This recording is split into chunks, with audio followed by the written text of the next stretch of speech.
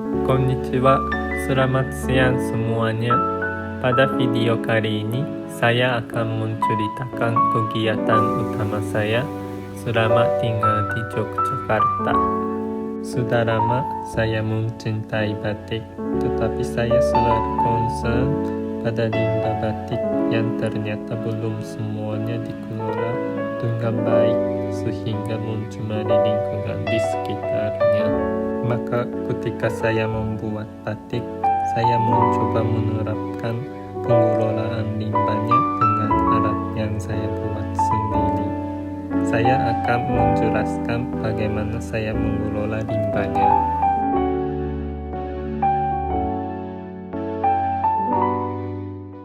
Sekarang kita mau mengolah limbah batik. Mencurup di sini jadi kasih pewarna, taruh kain di sini, itu juga di sini, kasihnya jadi di sini mewarnai batik, kain batik yang sudah dicap. Sesudah itu ini kayak kita cuci kain, tapi kainnya biasanya warnanya luntur, ada sisa pewarna juga, jadi ada limbah. Limbahnya ke sini dulu. Ini yang kemarin kita buat kain batik, warnanya orange.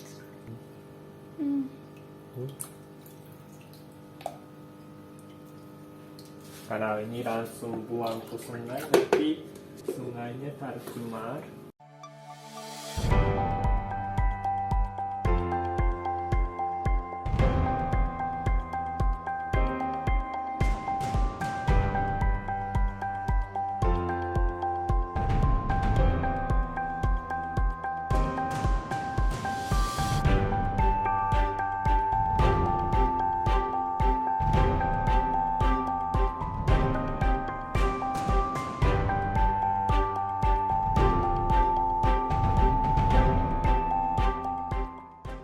Kota batik ya, seperti Pekalongan, Sentora Batik itu karena ada banyak pengrajin batik yang tidak punya alat untuk mengolah limbah dan langsung buang ke sungai.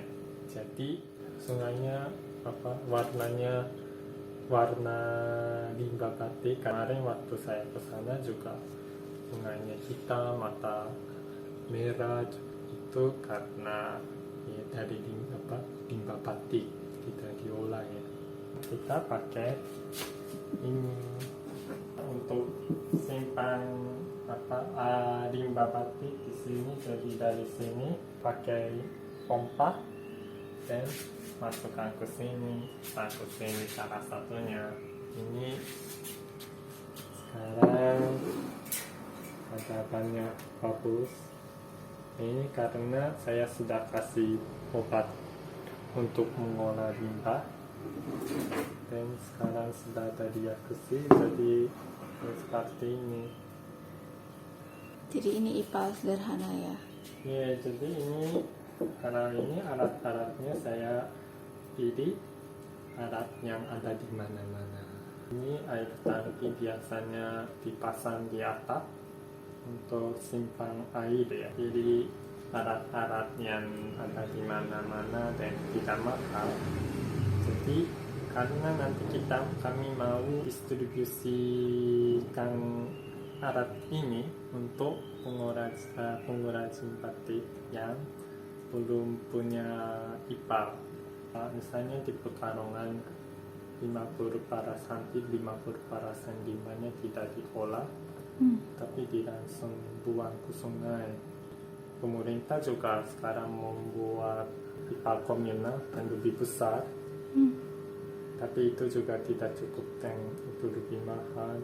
Tapi kalau misalnya kami bisa pasang ini di setiap pengrajin batik, dan mereka kalau misalnya mengolah limbah sendiri, ya masalah itu bisa diselesaikan. Jadi saya mau sekarang seperti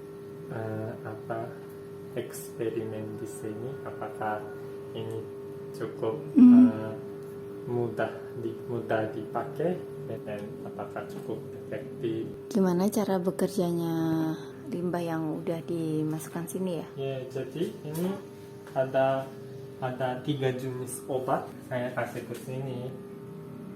Obatnya? Karena ada reaksinya. Karena ini sudah kasih obat ya, jadi ada reaksi kayak gini-gini. Nanti airnya bisa lebih jernih. Apa yang terjadi di sini setelah dikasih obat limbah? Sekarang saya bawa botol ya. Jadi botol air yang transparan, jadi bisa melihat apa yang terjadi di dalam tangki ini.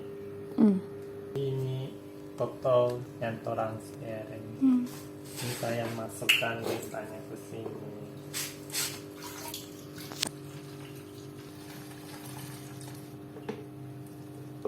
Segini.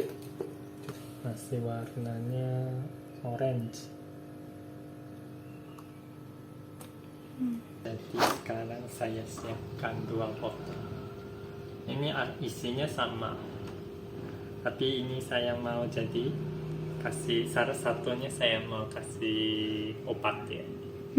Jadi nanti bisa membandingkan reaksinya itu. Saya kasih obat ke sini ya. Ini jadi isinya aja Yang aslinya? asli. Ini ada obat 3 jenis. Ini semua obatnya punya fungsi yang berbeda. Ada bantuan ya dari namanya Yayasan Tiang Desa. Mereka juga salah satu kegiatannya untuk proyek limbah ya. Sekarang saya pakai obat dari mereka Tiang Desa. Jadi pertama saya kasih obat ini warna hijau ya. Ini saya sudah siapkan ke sini. Saya kasih ke sini.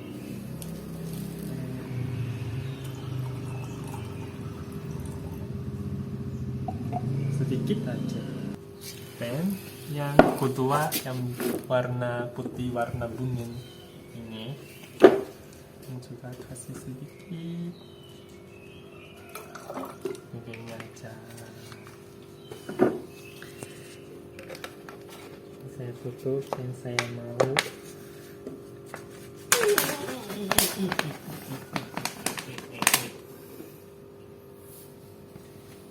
Dan buka lagi karena ini butuh oksigen ya. Kamu bisa lihat ini sudah mulai reaksinya. Obatnya jadi membuat zat-zatnya seperti menjadi satu kayak gini-gini. Mengendap. Ya. Dan ke atas. Dan ada satu lagi obatnya yang coklat ini ketika masukkan.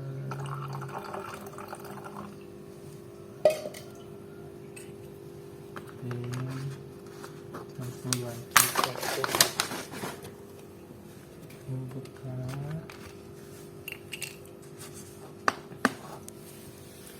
Bisa dikelihatan ini. Iya.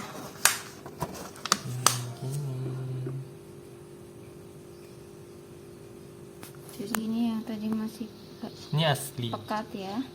Ini yang mulai yang sudah mulai reaksi.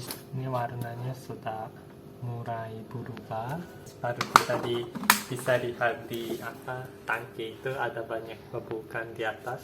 Ya seperti ini, jadi ini juga sekarang. Tapi ini tunggu 1 hari 1 malam, jadi besok bisa melihat hasilnya.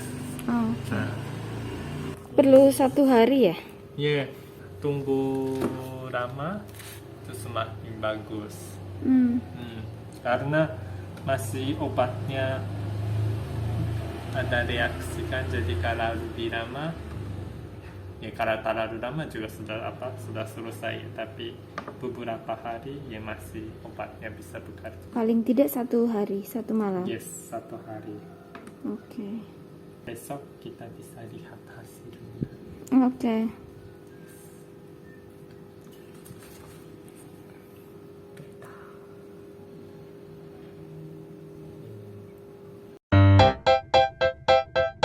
Kemarin saya memulai pakai botol.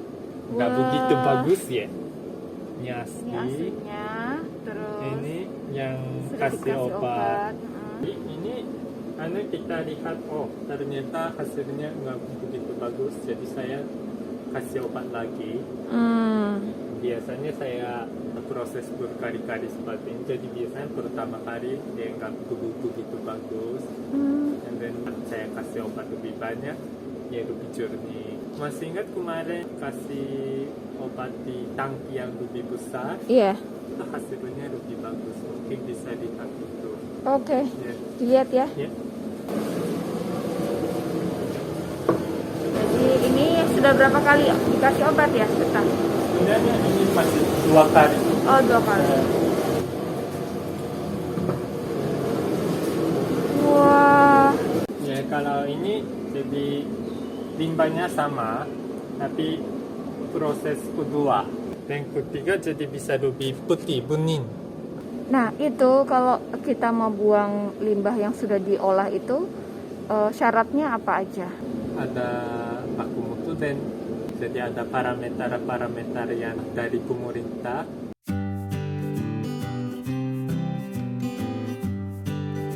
Parameter limbahnya lebih tinggi atau tidak sesuai dengan baku mutu, yaitu harusnya tidak boleh buang.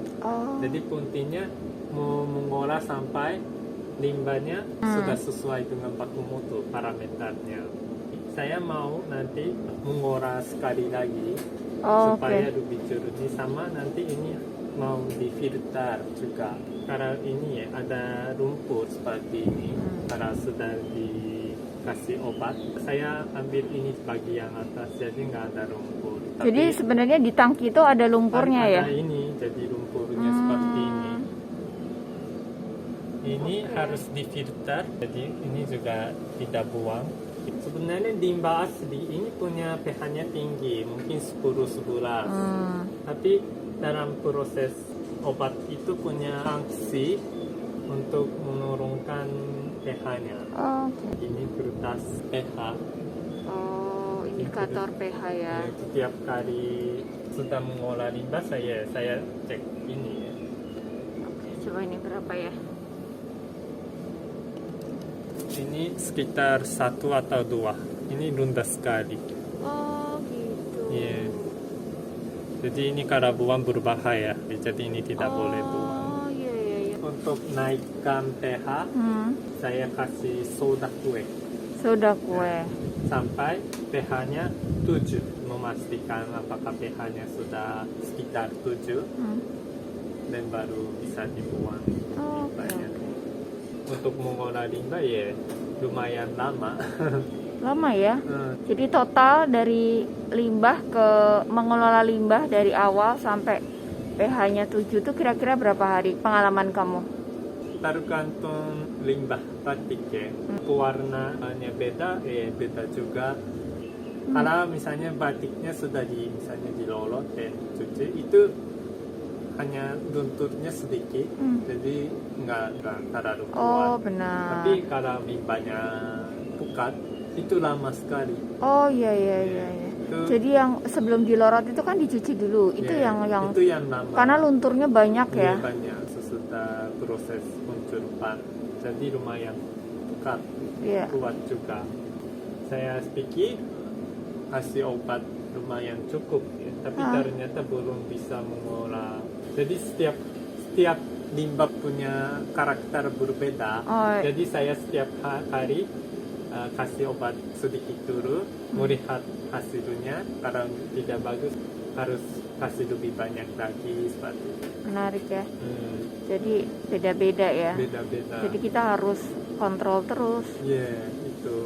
Oke, sekarang kamu mau kasih soda kue? Saya bawa dulu ya. Jadi ini soda kue. Biasanya ini dipakai untuk membuat kue. Iya. Sekarang sama kamu buat ngolah limbah. Yeah.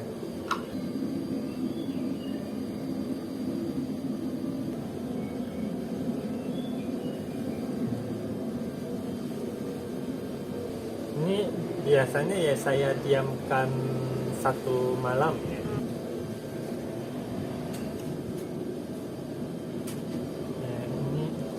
bisa ya kira-kira 7 menurut saya.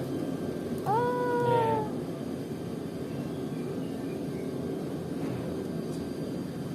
Yes. Jadi prosesnya panjang Yeah. dan lama Yes. dan mahal. Mahal juga, tapi daripada tanpa mengolah limbah ya. Dan misalnya merusak lingkungan itu nanti itu yang mahal. Ya, cepat lingkungannya rusak. Dan karena untuk memperbaiki lingkungan itu lama dan itu yang mahal. Sungai Citarum ya, Jawa Barat ya. itu terkenal karena salah satu sungai yang paling kotor atau tercemar di dunia. Oh. Salah satu alasannya yaitu ada di sekitar sungai itu ada banyak industri tekstil ya, dan membuang limbah langsung. Tapi orang-orang di sekitar sana ya ada yang sakit, selalu pusing. Oh. Karena udah terkontaminasi sama air yang mereka konsumsi mungkin ya. Jadi waktu itu saya lihat orang-orang di sekitar sana ya mereka pakai air sumur. Tapi air sumurnya juga dari sungai sudah apa ya kontaminasi ya. Karena misalnya membuat tekstil atau batik atau apa saja ya harus bertanggung jawab. Bertanggung jawab. Yeah. Nah, Karena ini juga salah satu proses untuk membuat batik. jadi masyarakat harusnya tahu bahwa dampaknya limbah terutama di sungai itu dampaknya jangka panjang, bahkan mungkin sekarang jangka pendek ya. Karena terutama air sumur yang dikonsumsi masyarakat sekitar sungai itu terkontaminasi oleh zat-zat kimia dari limbah sintetik gitu. Terus secara sadar ataupun tidak sadar itu dikonsumsi oleh mereka dan dampaknya ke badan mereka. Oke, Suta. Terima kasih untuk penjelasannya. Terima kasih. Terutama dari awal sampai akhir.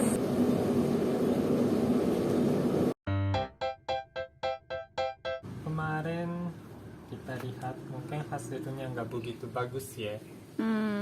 Ya, ini saya hanya diamkan ya, belum kasih obat.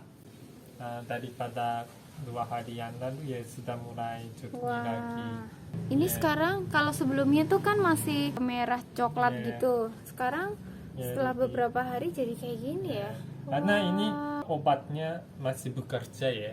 Daripada 2 hari yang lalu ya sudah ada perubahan lagi. Terus itu juga apa?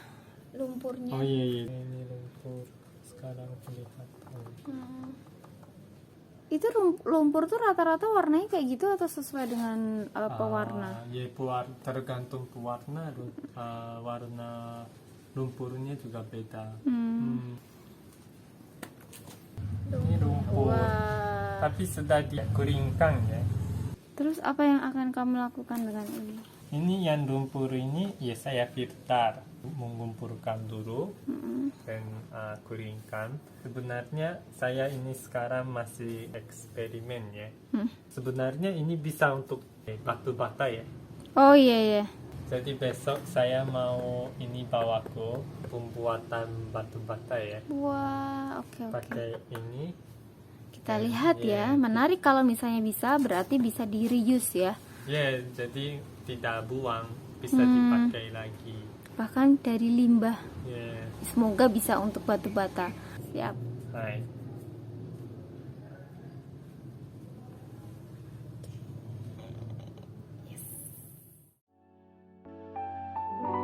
Demikian video pengolahan limbah yang saya lakukan. Kegiatan ini adalah cara saya untuk support SDGs atau tujuan pembangunan berkelanjutan yang salah satunya melestarikan lingkungan hidup manusia. Saya harap dukungan dari teman-teman semua untuk bersama mengatasi limbah batik. Kalau teman-teman ada informasi, pengalaman, dan pertanyaan terkait limbah batik, bisa berkomentar. Jangan lupa share video ini supaya ada banyak orang yang peduli.